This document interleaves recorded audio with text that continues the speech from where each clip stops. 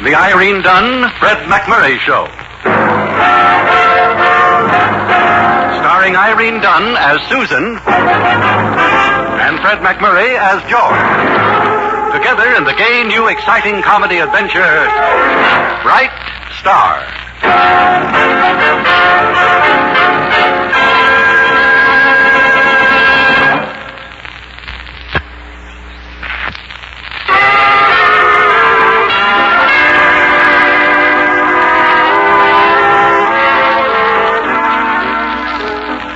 The Irene Dunne-Fred MacMurray Show, with Irene Dunne as Susan Armstrong and Fred MacMurray as George Harvey, editor and ace reporter, respectively, of the Hillsdale Morning Star.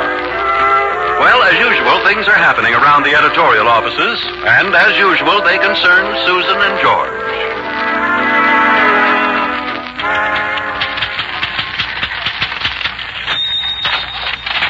Susan, I want you to listen to this. Throw it in the basket, George. I'll check it for spelling after lunch. Agreement between Susan Armstrong, hereinafter referred to as the party of the first part, and George Harvey, hereinafter referred to as the party of the second part. Whereas the newspaper institution known as the Hillsdale Morning Star... Stop right there, George Harvey. Hereinafter referred to as the party of the second part... If this is another scheme on your part to become a partner in this newspaper, the party of the first part says no. 50% of the stock and an equal voice in the business. That's all I want. Now, just sign here. No, George. Hereinafter referred to as... This is my newspaper. My father left it to me because he believed in me, and I'll make a success of it if it kills me. You've been looking rather peaked lately, Susan. Everybody else says I look better than I ever did. No deal? No deal. I quit. Go to lunch. I resign. Have a nice sedative with your dessert. I'm on a diet. Hey, boss, there's a guy out here claims he's none other I don't claim, I am. Well, anyway, here he is, folks. Give him a big hand. Beat it, kid, before you get the back of my hand. Hit the grid. I'm looking for the editor of this rural rag. I am the editor of the Hillsdale Morning Star. And Hillsdale, population over 80,000, is the county seat. I happen to be Shock Powers, next middleweight champion of the world. Well, I'm sorry, Mr. Powers, but we don't print rumors. Last week, your paper said I had a cream puff left. Well, you don't look like a man down to his last cream puff. You don't look like a man, period. What? Well, get a load of this. Look out! George! Throw it right at me, will he? George! Oh, George. Oh, why did you hit him? Chunk of beef like that, it's a challenge. Well, just don't stand there. Get some water from the cooler. I don't slug people unless I'm in the ring. Thought he was going to hit me. You thought? Self-defense. George. Say something. Give me that water. He'll be himself in a minute if that's something to look forward to. Give me that cup. You don't like this sports editor? He isn't a sports editor. Somebody else wrote that story about you. George, can you swallow this water? Maybe we ought to cut it with something. Oh, you think you're so terrific. I just hope that champion knocks you out next week. You want to bet? No. Oh, he's opening his eyes. Proves he's got muscles in his eyelids, anyhow. George, are you all right? Yeah, I'm okay. I can get up now. You want to keep your shoulder up, your chin down, and your opinions to yourself, you swivel chair athlete? Next champion, huh? Comes Thursday? Sucker puncher, huh? In your case, yeah. Okay. George! Boy, that baby jabbed with his chin.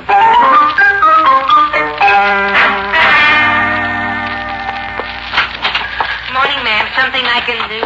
Whoa. I'm looking for Shock Powers. Is he in there? What if he is? He's aging. He must be at least 25 of these a day. Now take me. Young, ambitious. I'm looking for him. Oh, allow me. Shock, honey. I've been waiting for... Oh, no. Shock. Hi, hon. Shock, what happened? Please, drink this water, George. He threw his fist at me. Oh, Shock. May I help, please? Thanks. I don't think I need any help. Oh, he's coming, too. Hit him again, Georgie boy. Knock him shivering. He's right on asking for it. I really think you'd better take Shock out of here.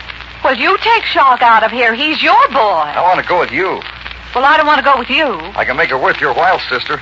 I'm not your sister, and there's nothing you could say that could be of the slightest interest to me. You're a newspaper woman, aren't you? A story's a story, isn't it? Well, I've got to stay with George. Oh, please, let me take care of George. Well, I don't think I... No, I owe it to you. All right. Come along, Shock. This better be a story we can use on the front page. No. Susan. I'm not Susan. You smell so sweet. Well, thank you, but I'm still... Half the stock and a voice in the voice of... Susan, What have you done to your hair? I'm not Susan. Then, what have you done to you? I'm Priscilla Henry, Shock Powers girl. Oh. Oh, and when we traded punches, did we trade girls, too? You're wonderful. Thanks. Where's Susan? Oh, she stepped out with Shock. Stepped out? Mm-hmm. He's going to give her a story, probably. Oh. What do you mean, probably? Well, you never know about Shock. He's quite a fellow. And I see his canary convertible isn't out in front anymore. A canary convertible? And many's the canary it's converted. Oh, it has it? Well, leave Shock Powers to me. I'll murder that bum.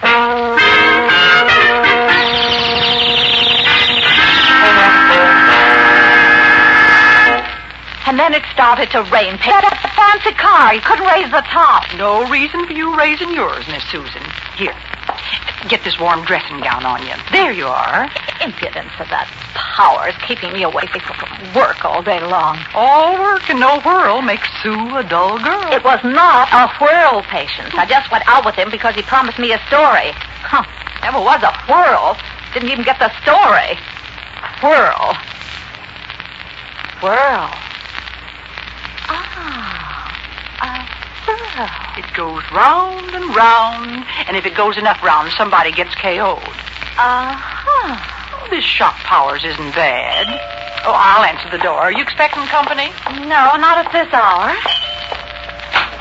Good evening, Patience. Oh, it's you. Will you announce me to Miss Armstrong, please? Miss Susan, it's Georgie boy. Come in, George. Come in. Susan, where have you been? I've been looking for you all day. I was even going to call the police. Oh, now, George, you know I've been very good lately about staying out of jail. Well, what about that yellow jaundice convertible? Well, what about it? I hope you had a jolly time. I thought we were just going to wait in Shock's car until, what's-her-name, Priscilla came down. But instead of that, he drove away with me. Excuse me, Miss Susan. Oh, sure. He drove away with you. Sure. Well, now, see here, George. Miss Susan, please. I want to... Patience. I said you were excused. Yes, but what do you want me to do with these muddy shoes you wore home? I'll take care of them later. Thank you, Patience. You're ever so much obliged, I'm sure. Muddy shoes? Muddy shoes? Muddy shoes? Stop. From you, it sounds like baby talk. Muddy shoes. A nice long walk in the rain is good for a girl's soul. Yeah, sounds awful good to me. It brought a lot of color into your cheeks. You know that, Susan? I'm just angry, that's all. Angry? No, at me? Well, not at me. Well, a little, yes. I'm sorry, Susan. You know how it is. I think so, George. My jalopy, his big, powerful $6,000 convertible. Oh, it's transportation. Yeah. That dress you're wearing, it's transportation, too. This? Yeah, it sure sends me. I've never seen it before. Have I? Oh, it's a house coat. Oh, I didn't notice it. You see, my dress was drenched. Well, that's rain for you, isn't it? My hair. Just look at it. I am looking at it. Susan, did you ever look at a person you've known a long time and begin to see a stranger there? Things about the eyes and the mouth and, well, things you never saw before. There's a stranger there. It gives you a queer feeling. I don't know. I don't think I've ever done that. No. Why? Well, I look at you that way sometimes. Like now, perhaps? Yeah, like now. And when you don't think I'm looking at you in the office. And what do you see? You. Oh, no stranger. Yeah. You're always you somehow. That may be because you know me better than we both think. Yeah, maybe. I've got it! Well, somebody better get it before it drops in there for a double. Hello. Miss Armstrong, this is Clifford. Clifford? Do I know a Clifford? Better known to the trade as Shock Powers. Oh, I'm glad you're better known to some people. Look, I'm feeling pretty ashamed of myself after what happened today. I should think you would be. I'd like a chance to apologize and to, tell you something. Something important. Yes, so you say, Mr. Powers. Powers? This is on the level, Susan. You may call me Miss Armstrong. Is that Palooka first naming you? Oh, hush, George. Is that cornball reporter bothering you? Give me that telephone. George, stop it. Susan? Miss Armstrong. Oh, is that you, Punchy? Shut up, Stanley. Go find Dr. Livingston. He's lost someplace in Africa. You get lost likewise. You listen to me, Rosin Pants. The pen is mightier than the sword, and the press is mightier than the left hook. I'll bear it in mind. Now let me talk to your employer, office boy. George, give me that telephone. I'll take it. It's infested with prize fighters anyhow. Hello? Shock? Where were we? The story, remember? How about lunch? Tomorrow at 1. Well, all right. I'll meet you in front of the office. Check. Bye, girl. Goodbye. You made a date with that assassin. He wants to tell me something. And I'm newspaper woman enough to smell a story. That isn't story. That's gymnasium number 5. To me, Clifford is merely a curiosity. Clifford? Mr. Powers, the next middleweight champion of the world, he thinks.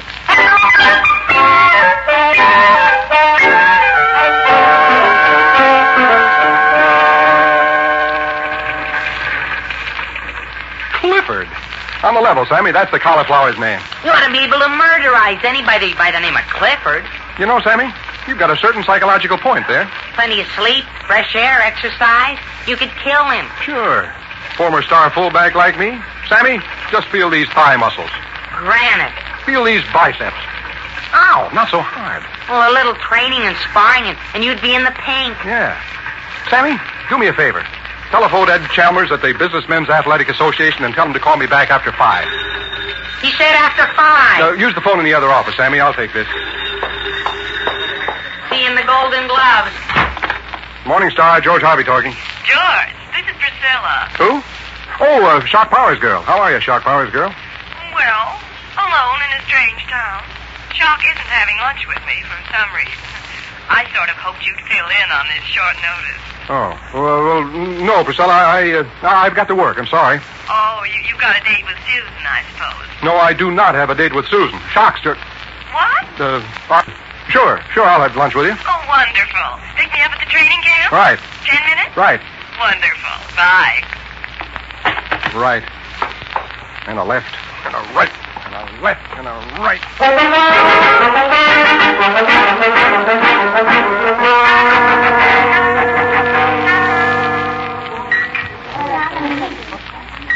You know Shock. May I call you Shock? Shock is what I'm currently being called. Currently, get it? Oh, you're so witty. I spring it once an hour on the average. You know, you don't impress me as being a prize fighter at all. That's a compliment. Well, I'm not just a fighter. I'm a businessman. Fighting's a business, and I run it like a business. Making people hate me is part of my business. Well, you seem to be doing very well. Good enough. Editors pan me. I love it. I pick fights with them, in fact. What happens? Powers by a knockout. Right. The fans jam the arena when I fight, hollering for my blood. Doubles the box office. Happens my cut, see? Is that what you wanted to tell me? Yeah, but I wouldn't tell anybody but you. Oh.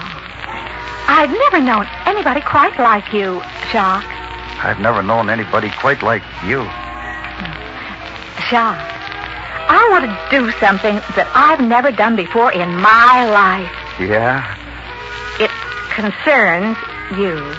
Well, go on, honey. Shock, I want to bet money on your fight. Oh. I believe so much in you, and it's for such a good cause. You see, if I win, I want to buy the Children's Hospital an iron lung. You are going to win, aren't you? The odds are 2-1 against me, but what's odds?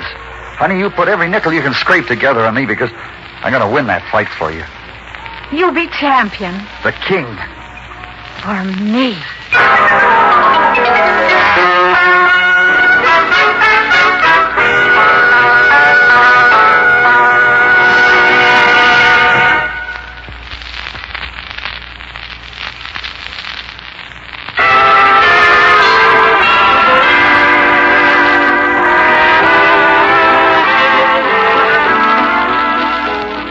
Now back to our two stars, Irene Dunne and Fred MacMurray, and the second act of our story. The two main wheels of the Hillsdale Morning Star, Irene and Fred, Susan Armstrong and George Harvey, are grinding out their day's coffee. George is grinding rather slowly. Down. I don't have to stand for this. I'd rather hire a wagon and sell watermelons. Quiet, George. I'm trying to check this copy. These typewriters, why am I issued a lobster trap to work on? There's nothing at all wrong with that typewriter, George. You're just in a temper, that's what it is. I have the evenest disposition in this office, and you know it. You've had a mad on ever since you came in this morning. Yeah, ever since you came in this morning late. Well, I missed the bus. Your bus? What happened to your car? Well, I haven't any car. Well, what happened to it? Well, I sold it. You sold it? Economic stabilization. Oh. And another thing. Where was my paycheck this morning? And where was everybody else's paycheck this morning? This is the day we're supposed to get paid, isn't it? You'll get paid. You'll get paid. Yeah, well, what about my lunch? How am I going to borrow money from Sammy if he doesn't get paid? I noticed you're reading well. And what brought that on, George Harvey? The way you've been carrying on with the shock powers. Carrying on? Yeah. Those are fighting words, Junior. Lunch, dinner, supper, dancing, movies. Come late to work, knock off early. You look awful. What about you and that blonde Venus you've been dating? Priscilla? Priscilla. You're never at home anymore when I phone. Well, I could be at the club playing some handball or skipping some rope, couldn't I? Oh, skipping some rope. How sweet. You're not jealous of a little black rubber handball, are you? Jealous. Oh, dear. Excuse me. I'm late for lunch.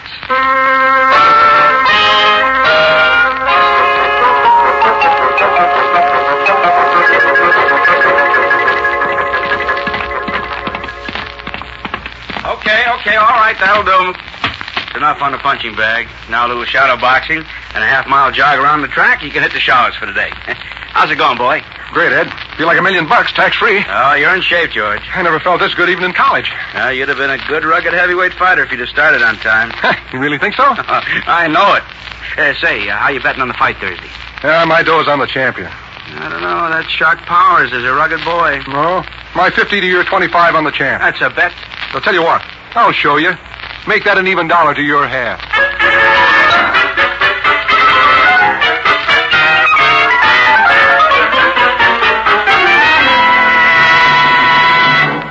Penny for your thoughts, Mr. Harvey. You're shopping for a penny's worth of powerful poison, kid. What I'm thinking would kill a regiment. Boy, you've sure been going around lately with a chip on your shoulder. You've been going around with a chip between your shoulders. Miss Armstrong sure been going around with a chap on her hands. I see you've been practicing making funny remarks in front of the mirror again. Just commenting on life and love. No. Here. Comment on this piece of copy I just wrote and don't know what to do with. Shock Power is merely middleweight challenger, now supposed to be training for his bout at the arena tomorrow, is training on soft music and subdued lights when it's hard fists and calcium lights he ought to be concerned with right now. Yeah. Bit of chit-chat for the keyhole trade, I thought. What's the matter with it? You're grinding an axe in our paper. Do you expect me to take Shock Power's insults lying down? Well, that's the way you've been taking them, but flat. Yeah? Well, I'm changing all that. Oh, you invented a way to fall down vertical. All Mr. Powers has to do is get just that much on a line. You're making awful thin lips, Mr. Harvey. Except if Shock gets on a line. Then I make fat lips. On him.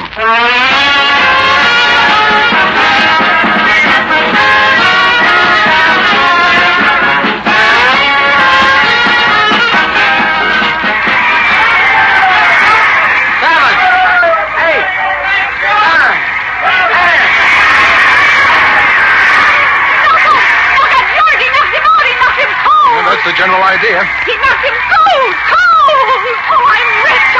Yeah, like a church mouse. But I'm rich. I had my money on the champ, and the champ won. I'm rich, I tell you. I thought you'd bet on Shock. No, that prize clown. I'm rich, George.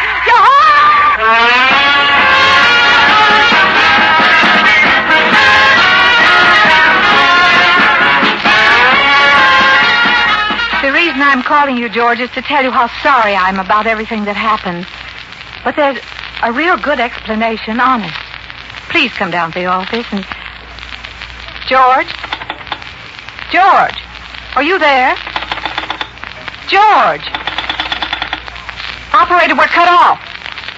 Operator? All right, hang up, sister. Who are you? You watch this dog go. Max, take the other dog. I ask you men who you are. What do you want? The phone's dead, sister. We killed it. What's this about? About keeping Shock Powers out nights, breaking his training.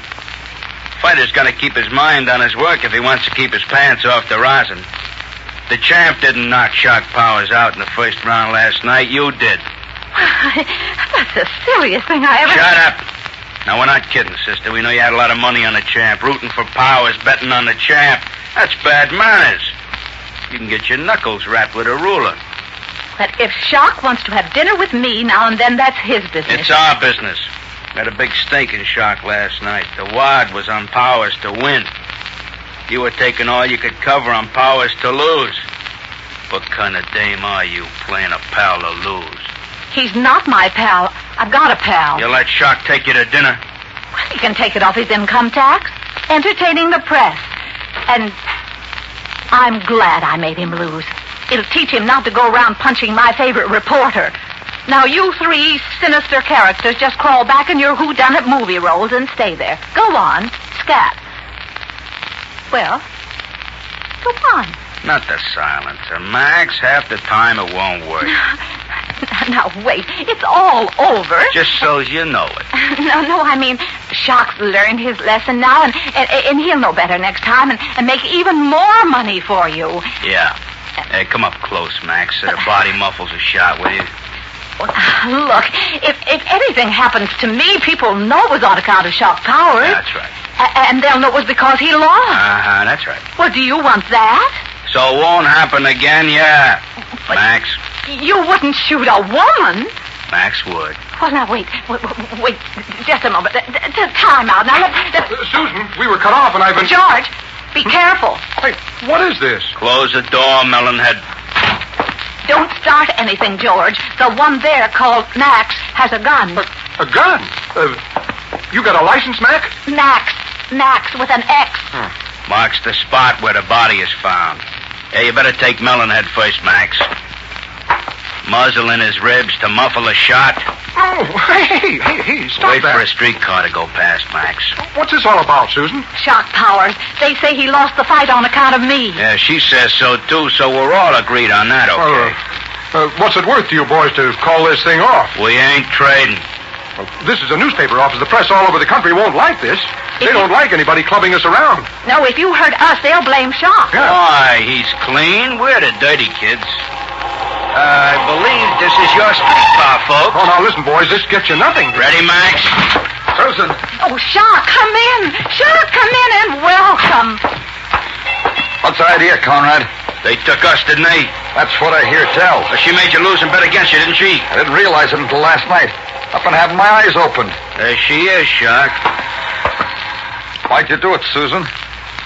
Anyone who takes a punch at a defenseless reporter has to deal with me. But you made me lose and you bet against me. That's two things you did. Well, you took two punches at poor George here. You really like funny face here, don't you? Let's have the gun, Max. Don't you dare hurt George with that gun. Hey, look, maybe just a little friendly pistol whipping, huh, Shock? The gun, Max. Thanks, Max. Fall down, Max. Hey, Shock, whose side are you on anyway? Come on, Georgie, let's clean house.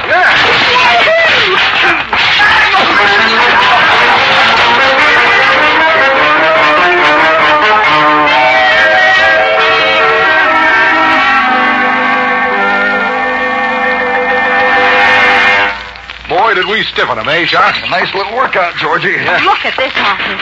Just look at it. And no tornado insurance. All the cops had to do was roll him into the paddy wagon. You came in just in time, Shock, old boy. Yeah. The early bird catches the worms, they always say. Yeah. Lucky I retired early last night. Yeah, first round, huh? You'll have to explain it, Jughead. Hey, now, wait a minute. For you, Miss Armstrong, just because I helped you butcher those goons, don't get the idea I like being played for a sucker. Well, I don't like strangers punching my reporters. Incidentally, I don't like it either. I only beat up on Conrad's mouth because I don't like being a good business proposition of mugs like that. So don't give me ideas. I'm nobody's good thing, see? Nobody's. Are you referring to Miss Armstrong? Perhaps, chowder brain. That does it. But no, George. That does it. I've been waiting for this. George, he's A good dynamite. big man is better than a good little man any day. George! He jabs with his chin faster and harder than he did before. He must have been training. Oh, George. Must be in shape. George, are you hurt? Say something, George. Speak to me. Stock in the paper and an equal voice in the business. Stock in the paper and an equal voice in the business.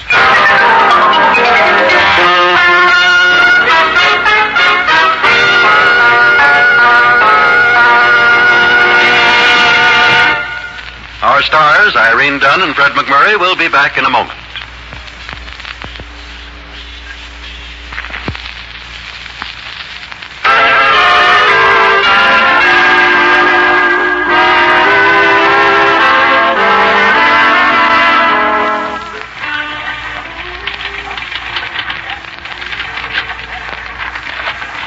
Susan, how does this sound to you? Terrible. Let's hear it. The stunning first-round KO of Shock Powers in Thursday's title go at the arena won't be held too much against the Shocker. He made the mistake of thinking he could burn the candle at both ends and still last the fight. It won't happen again, Shock. We're with you to a man. George, what's that saying about burning the candle at both ends, huh? Oh, that? Well, it's just a manner of speaking. Oh, a manner of speaking. Yeah, a figure of speech. Signifies let's live. Oh. Susan, how about dinner tonight? By candlelight, huh? Convince me. Well, I know a place where they have U-shaped candles for burning at both ends.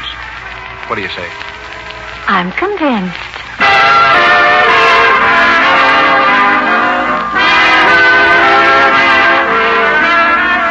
Irene Dunne and Fred MacMurray will be back next week in another exciting comedy adventure in the gay new series, Bright Star.